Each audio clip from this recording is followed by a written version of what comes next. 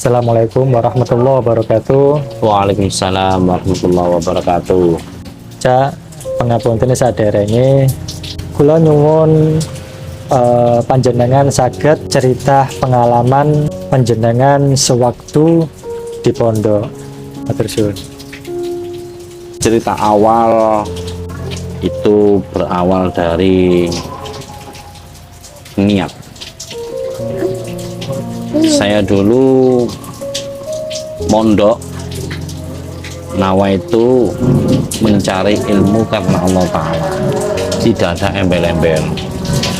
Tapi mondok saya itu bukan di Mojokerto atau apa. Keinginan saya dulu, saya kepingin mondok di Jawa Barat, tapi kersani Allah Ta'ala, takdiri Allah, saya dibuang di Mojokerto.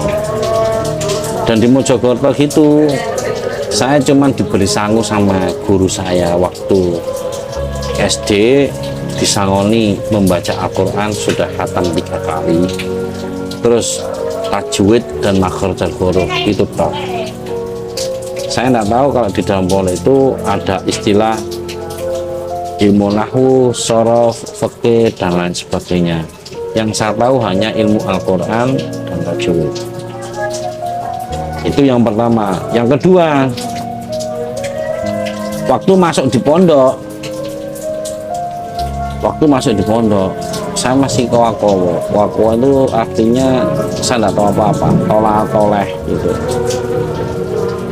Tapi untungnya saya tuh dituntun, di situ ada ustadz saya namanya Ustadz Hasan Bisri almarhum. Di situ beliau mengajarkan nahwu sorof dan ngaji kitab sorokan namanya Ta'limul Muta'alim. Di dalam keterangan itu beliau menerangkan tata cara orang mendapatkan ilmu yang asalnya bodoh bisa jadi pintar. Itu satu, dimulai dari niat. Nomor 2, takdimul ustadi. Artinya takdimul ustadi itu harus sama guru betul-betul takdim.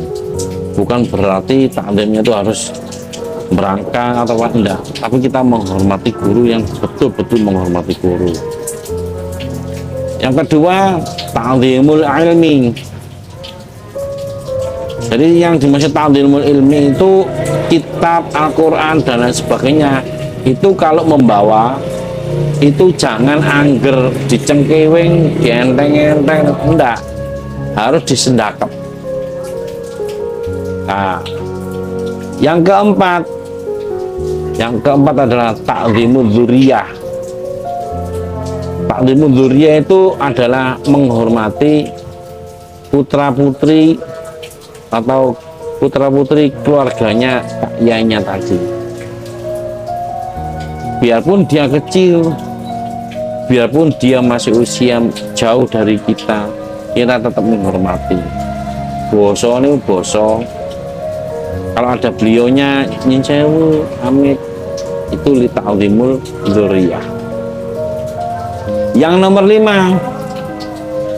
nomor 5 ini adalah sami'na wa ata'na. Apa kata guru kita harus melakukan selama itu tidak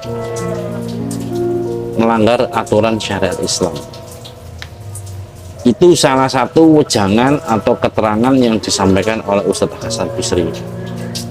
Berhubung saya dulu itu memang dasari guru ngerti, di wejangono ya cek menengai, cek kowo. Saya juga sempat sekolah dini itu tidak naik 1 tahun. Ngaji Ta'limul Muta'alim sudah khatam, tahun depan diulang lagi sama Ustadz Hasan Bisri. Mungkin Allah lewat jalan Ustadz Hasan Bisri 3 kali saya ngaji Ta'limul Muta'alim. Alhamdulillah saya mendapatkan hidayah. Dalam artian hidayah, waktu itu memang saya nggak bisa apa-apa. Alhamdulillah saya bisa melakukan apa yang ada di dalam kitab Ta'limul Muta'alim, Ta'zimul Ustadzi, atau Ta'zimul Syekhina, atau Ta'zimul Kiai. Saya bisa melakukannya satu persatu, dan itu pun tidak semuanya bisa dilakukan. Walhasil, asalnya saya tidak tahu apa-apa, tidak bisa apa-apa, budunul putul. Alhamdulillah, lantaran Ustadz Hasan Bisri, saya bisa yang namanya ilmu nahwu sorof, ilmu fiqih, ilmu tauhid, dan ilmu sebagainya. Sebagai tanda bukti, saya 3 tahun pondok pesantren Al-Maghfirah Akbar Jetis Mojokerto itu mengadakan lomba membaca kitab, dan pada waktu itu memang saya enggak pede. Dalam arti enggak pede itu, aku gak ngarah menang, aku di Orentos. Saya enggak pede karena apa? Saya merasa saya enggak pintar, teman-teman saya pintar semuanya. Saya pasrah sama Allah, tapi saya usahanya apa? Saya usaha ikut dan saya usaha belajar. Dari situ waktu hari hadirnya, alhamdulillah saya bisa mengalahkan semua teman saya satu kelas. Saya juara 1, di luar dugaan, di luar perkiraan, di luar prasangka orang, di luar sembarang dianya. Sampai jurinya pun kaget setengah mati. Kenapa kok kaget? Karena di situ waktu di pondok saya itu belajar itu jarang. Saya itu tiduran. Wah, ngaji Pak Yai turu. Wah, ngaji Ustadz turu. Kalau tidur di belakang enggak masalah. Saya tidur di depan Yai. Yai nyekel kitab. Assalamualaikum. Al-Fatihah. Qala Muhammadun. Qala musannif. Al-Fatihah. Al-Fatihah tak tinggal turu. Tangi-tangi kitab wis mari. Semua teman-teman itu sampai mengajak saya, kalau aku mondok tapi nggak turu. Tapi saya bilang, aku golek ridhani Allah, aku golek ridhani guru. Lantaran ridhani guru itu cinta goleki. Saya ta'zim. Sandali guru, satu misal hal yang paling kecil, sandali guru. Kalau ada sandal guru kebalik, itu saya balikkan supaya guru gak sampai muter. Yang kedua, guru mengajar, kalau belum disapu saya sapu, saya bersihkan. Kalau ada kotoran saya bersihkan, saya kasih parfum. Karena apa? Saya ingin mendapatkan barokahnya guru. Itu tok yang saya inginkan. Biarpun saya tiduran, biarpun saya gini, satu taklim di dalam kitab taklim yang saya sebutkan tadi di atas, itu saya lakukan semata-mata karena saya mencari ridhonya Allah dan ridhonya guru. Yang saya amalkan hanya mencari ridho Allah dan ridho guru yang ada di dalam kitab Ta'limul Ta'lim. Walhasil alhamdulillah kakak kelas saya 456 bisa saya kalahkan semuanya. Dari situ kita bisa menyimpulkan bahwasanya masih samen bodoh, masih samen kayak sopo-opo, masih kita kalau mau usaha ikhtiar dan kita betul-betul melakukan yang ada di dalam kitab Ta'limul Muta'alim, fa insyaallah kalian akan menjadikan anak yang betul-betul bisa membanggakan orang tua. Banyak yang terjadi semacam itu. Di antaranya adalah cerita dari guru saya Syekhana Romo Kiai Abdul Wahab Mas'ud. Beliau juga dulunya nggak pinter. Kalau saya waktu mijeti beliau disuruh, ayo pijetan aku. Waktu saya mijet-mijet, saya sering diceritain. Aku bener bodoh, gak pinter. Cuman aku bener seneng belajar, terus taklim nang guru, taklim sama keluarganya guru, taklim sama ilmu yang saya pelajari. Jadi saya tidak sembrono. Teman-teman generasi muda ini, bagaimana bisa kita menciptakan semangat motivasi ketika kita mencari ilmu. Biasanya kan godaan kita ketika mencari ilmu itu biasanya males, biasanya semangat, biasanya wonten godaan. Nah, selain niat, motivasi nopo cak sing bisa damel kita semua generasi muda itu bisa konsisten. Monggo cak. Itu adanya di dalam kitab Ta'limul Muta'allim. Yang pertama itu adalah, dan yang pasti ini tidak bisa tidak, adalah niat. Kalau kita memang sudah niatan mondok temenan, belajar temenan, ngaji temenan, biarpun ada godaan, itu memang godaan. Tapi ya kita harus ingat, awalmu ben kon mrene kate lapo, kon kate dolen, tan niate ngaji, tan niate ya apa, tak golek pacar, tak golek bojo, tak golek apa. Kan gitu. Tergantung niat. Lek sampean memang niat untuk memberikan motivasi kepada, itu dibilangi niatmu yang pertama kali adalah niat. Dari pertama niat sudah keliru, kita juga akan keliru keseluruhannya. Kalau kamu niatnya begini, nanti jadinya semacam ini. Yang kedua adalah motivasi dari pihak keluarga. Itu mendukung sekali.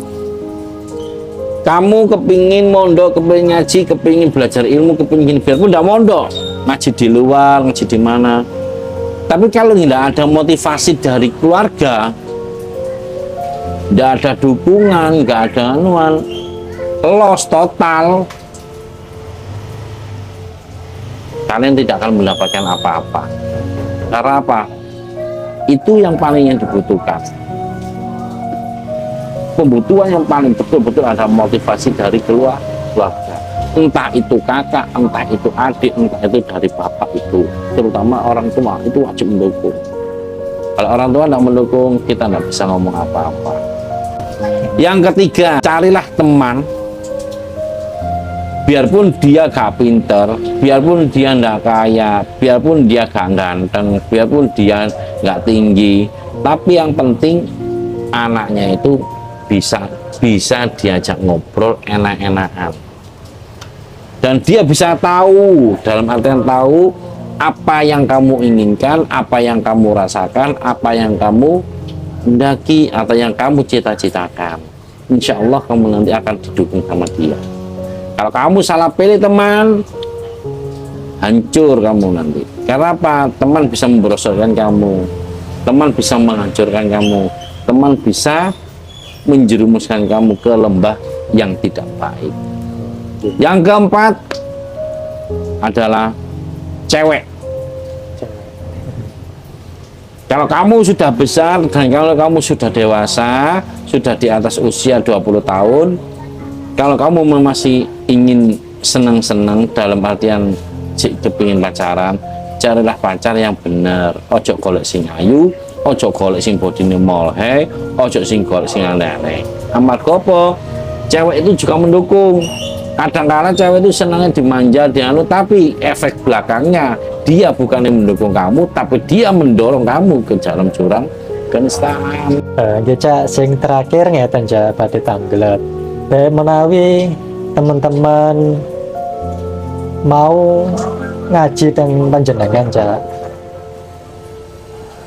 jenengan saged maringi alamat pundi Cak nggih sing saged teman-teman kunjungi damel belajar ngaji. Monggo Cak. Kalau kalian usianya di atas 15, kalian bisa ngaji di rumah saya dengan alamat Jalan Jemur Wonosari, Gang 1 nomor 47. Kalian cari rumahnya Caca gitu. Kalau kalian usianya masih kelas 6 SMP, bisa ngaji di Yayasan Al-Amanah Sepanjang Simowau. Itu yayasannya. Depannya kuburan, nanti ada gang itu masuk. Itu Al-Amanah. Atau boleh juga kalian ngaji di Baitus Sajaroh.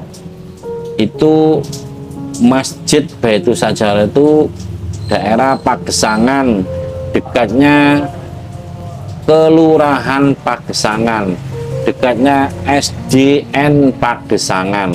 Jadi 3 geludekan, dalam artian 3 geludekan itu masjid, sekolahan, dan kelurahan itu jadi satu. Dalam artian satu lingkup, jadi berdekatan. Kalau kalian yang SD di situ bisa, kalau yang SMP di Al-Amanah kalian bisa.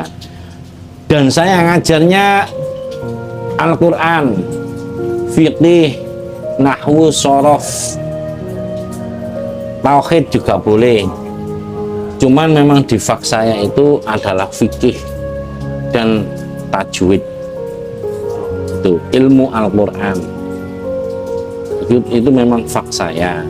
Kalau ilmu tauhid ya itu memang fak, cuman itu istilahnya itu pribadi. Siap. Masalahnya apa, tauhid itu tidak bisa diajarkan ke orang lain karena apa, nanti dikhawatirkan disalahgunakan. Sekian dulu dari saya, kurang lebihnya ihdina ila siratal mustaqim wa bitaufiq wal hidayah wa ridha wal inayah. Wassalamualaikum warahmatullahi wabarakatuh. Waalaikumsalam warahmatullahi wabarakatuh.